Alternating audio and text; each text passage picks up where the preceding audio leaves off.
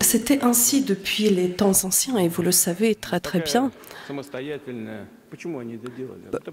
Pourquoi ils faisaient ça? Parce qu'il y avait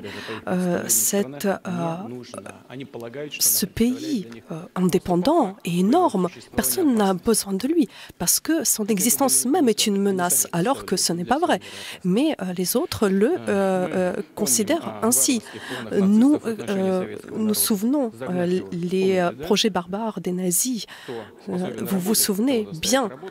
Donc ceux qui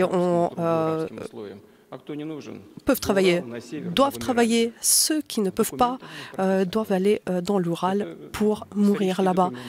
Il y a des documents historiques dans ce sens-là et nous nous souvenons de ça. Nous nous souvenons aussi des pays occidentaux au début des années 90 et 2000 soutenaient les bandits dans le Caucase du Nord et qui faisaient des spéculations par rapport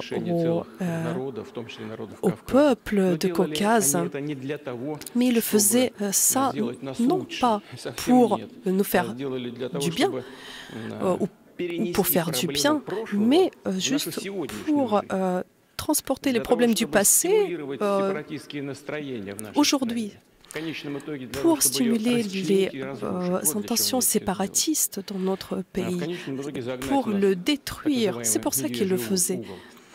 C'est pour nous mettre acculés dans un coin. C'est comme ça qu'on voulait faire avec la Russie. Mais ils n'ont pas atteint ce but.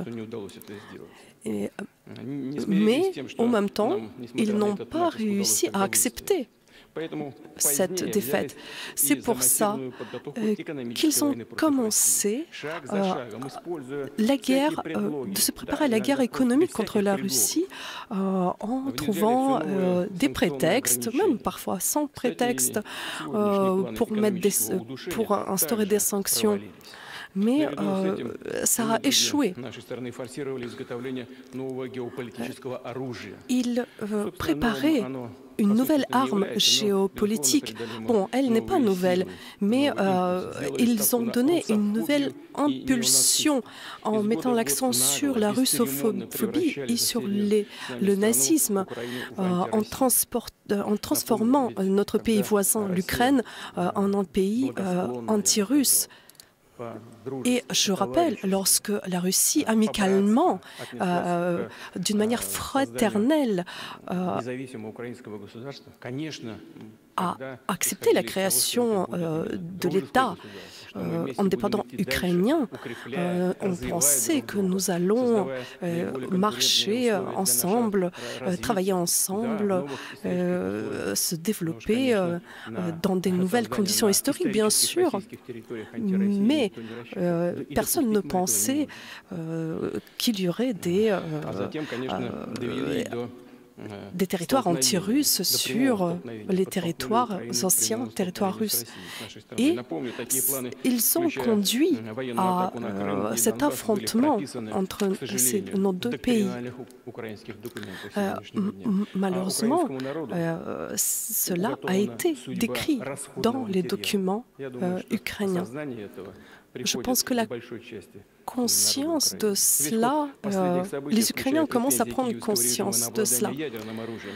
Après les prétentions de l'Ukraine d'avoir l'arme nucléaire ou des laboratoires biologiques confirment que notre réaction à ces projets cyniques était correcte et elle est venue en temps voulu. Chers collègues, je veux souligner nos soldats, nos officiers et les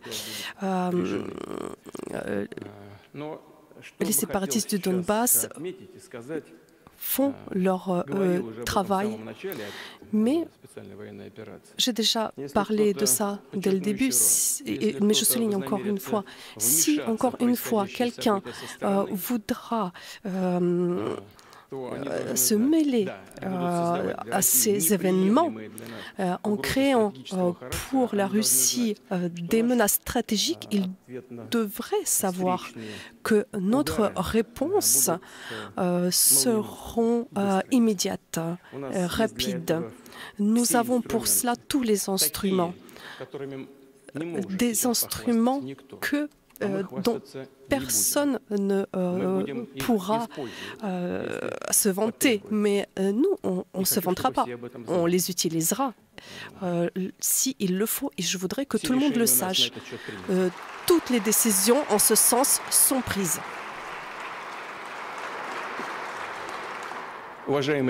Chers collègues, je voudrais remercier toutes les fractions de la Douma et le Conseil de la Fédération pour le soutien solidaire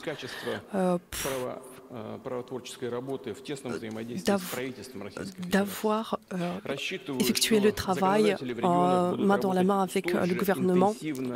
Nous allons travailler aussi intensivement,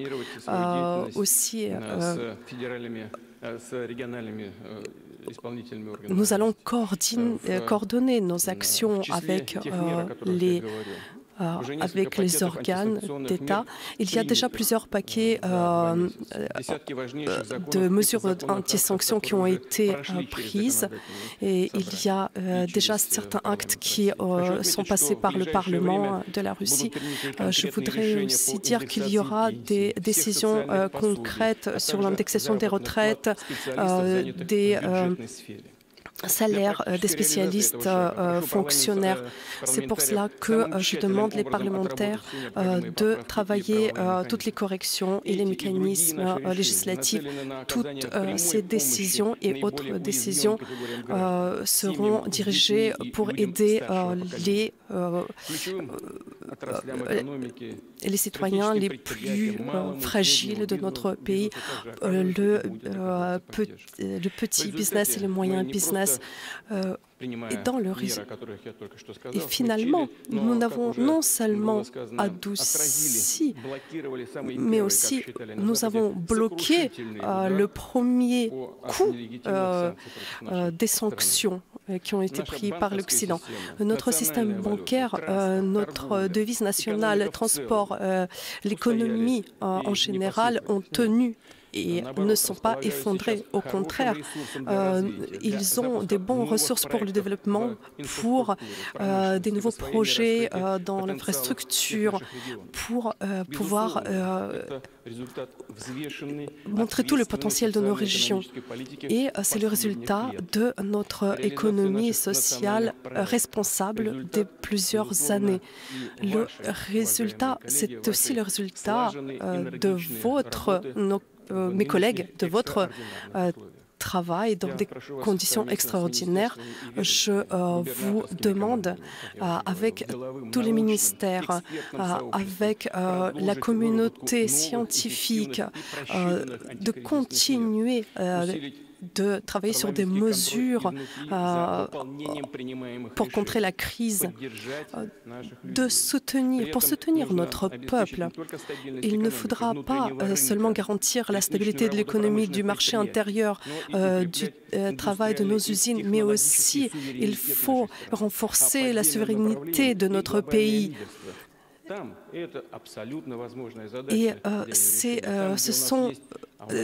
tout à fait possible. Nous avons les écoles d'ingénieurs, des bases technologiques qui existent dans notre pays. Combien d'avions nous fabriquons? Avant, bien sûr, on achetait des véhicules étrangers qui ont certains avantages, mais il faut que nos fabricants tentent à atteindre ces standards. Mais lorsque le marché intérieur est pris par les fabricants étrangers, oui, ça pose problème. Mais nous avons des écoles, nous avons le potentiel, il faut le développer. Et nous avons beaucoup de domaines comme ça, des domaines dans la technologie où il y a des nouvelles possibilités qui s'ouvrent. Comme je vous ai dit, nous répondrons aux restrictions violentes qui tentent de nous isoler, qui essayent de...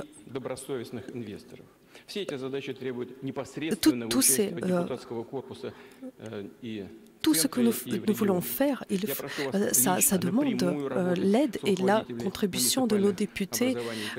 Je demande aussi d'aider au business, au ministère d'aider dans ce sens, de trouver les mesures de soutien. Et bien sûr, la Russie unie comme le parti majoritaire, d'être solidaire. Je demande à tout le monde, à toutes les parties d'être solidaires, d'être en lien direct avec la population.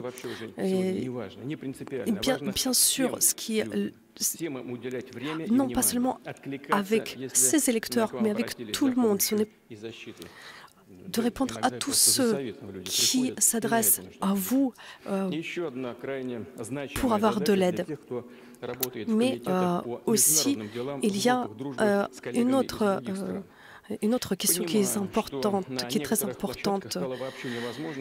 Je comprends que sur certaines plateformes, il devient très compliqué et presque impossible de travailler. Ces plateformes qui étaient créées dans les années 90, non seulement pour harmoniser le travail international, mais je comprends que ces instruments ne sont plus d'actualité. Et donc, oui, on ne va pas dépenser, perdre notre temps pour parler de ça. Mais ça concerne aussi le droit des femmes, par exemple, le droit d'avoir le même salaire. Mais il faut utiliser tous les canaux possibles aux États-Unis, en Chine. Les contacts directs sont toujours utiles. Vous savez qu'il faut travailler avec eux pour argumenter notre position, pour se battre pour la vérité. Nous avons parlé de la possibilité de former des bases légales pour prouver les exactions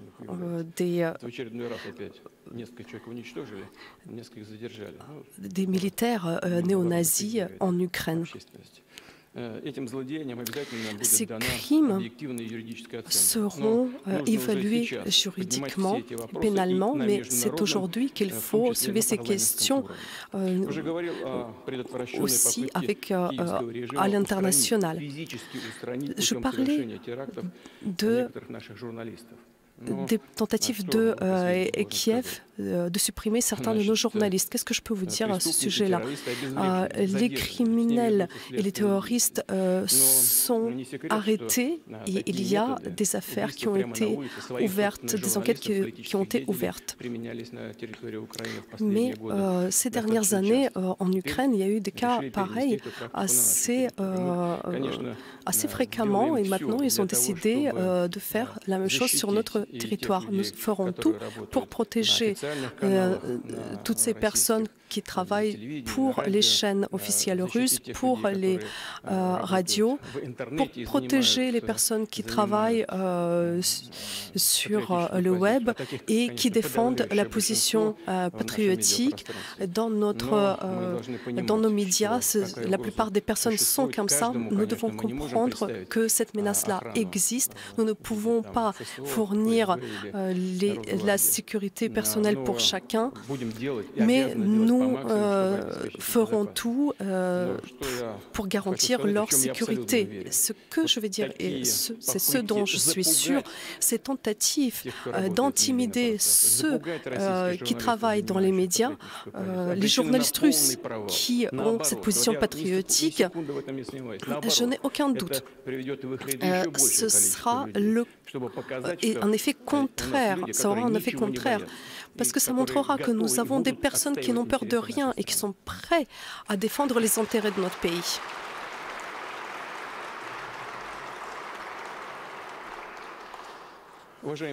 Chers collègues, il y a beaucoup de défis actuels et je vous souhaite beaucoup de succès dans votre travail.